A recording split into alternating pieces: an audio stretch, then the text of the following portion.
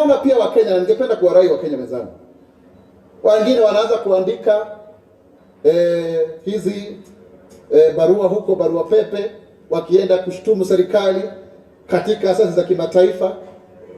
Haitokufaidi wewe Mkenya.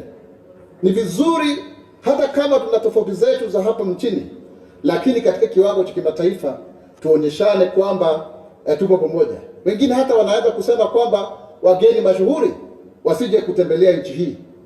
Itakufaidi nini wewe Mkenya kwamba unasema kwamba huienzi nchi yako? Hamna nchi yoyote ambayo haina tofauti zake. Hamna nchi yoyote ambayo haina pengine dosari kidogo kidogo, lakini unakuta kwamba tukiungana tunasonga mbele kwa pamoja na tunasuluhisha masuala yetu. Lakini kama ni safari za wale wageni mashuhuri ambao wanakuja nchini kama mfalme na malkia wa kutoka kule Netherlands, mambo yote yako salama, tumeweka kila kitu kiko kapande, na pia kuna wawekezaji wengi na mashirika ya kiserikali ambao wanakuja kusaidia hata watoto mayatima.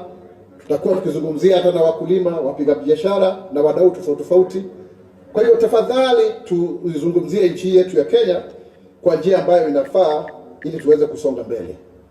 Na kama vile ambavyo Mheshimiwa Rais ameahidi kwamba yeye yuko katika mstari wa mbele kusitisha utekwaji nyara wa mtu yeyote nchini hii. Hilo ni jambo ambalo lipo, na utakubaliana na mimi kwamba tayari mambo haya yameweza kupunguka na yataendelea kupunguka zaidi. Lakini sisi kama Wakenya ni vizuri tuweze kuwa tunazungumziana kwa njia ya heshima, tuwe watu ambao pia tunapendana, pia watu ambao wanaheshimu wanaenzi taasisi zao. Sio tu kwamba tu kufikiria kwa sababu sasa unataka kuonekana kwamba wewe pengine unajulikana, unajipigia upato kwamba uweze kuwa na mtu ambaye hana maadili mazuri. Kwa mengi tu ambayo yameibuka, lakini mwaka huu ni mwaka ambao sisi kama serikali tukipenda kuwarai Wakenya wenzetu waingie pamoja na sisi katika mdahalo huu na katika azma hii, katika ari hii ya kuhakikisha kwamba Kenya imesonga mbele, kwa sababu Kenya itainuka, Kenya itasimama, Kenya itanawiri kwa umoja na uzalendo. Mimi ni Mkenya mzalendo. Je, wewe? The government of Kenya, under the leadership of His Excellency President William Ruto, is steadfast in delivering the bottom-up economic transformation agenda, popularly known as the Better Plan. This is aimed at unlocking economic opportunities to attract investment and to improve livelihoods for all Kenyans.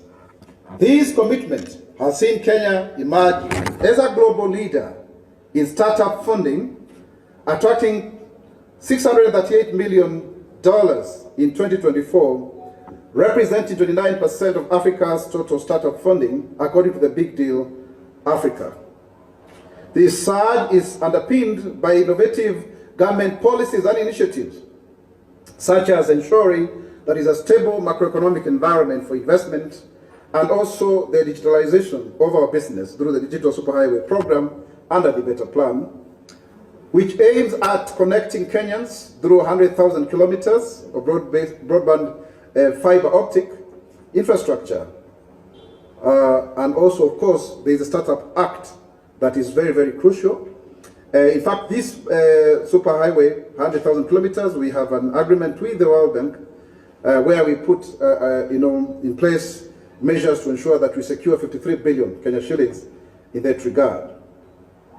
In a historic milestone, President William Ruto and His Highness Sheikh Mohammed bin Zayed Al Nahyan, President of the United Arab Emirates, have presided over the UAE Comprehensive Economic Partnership Agreement on the 14th of January. And this is really transformational because it will ensure that Kenyans who are in the meat industry will benefit from 9.9 billion worth of meat and 10.8 billion in fruits and vegetables to the UAE. And this is really, really commendable. This is the true empowerment of Mama Mboga, because then they can actually export that which they are growing. This agreement is expected to double these figures by eliminating trade barriers and simplifying custom processes. On job creation and innovation, with this kind of startup funding, we believe that Kenyans have some of the best innovations by our youth, especially in areas such as fintech, climate tech, and digital services. And this is aimed at addressing local challenges and prototyping. How is it that the world can deal with these challenges, so that then the solutions that we get here in Kenya are applied globally. Again, this startup capital will also ensure that there are employment opportunities. And of course, the Jobs Maju initiative that has seen over 243,000 Kenyans get jobs abroad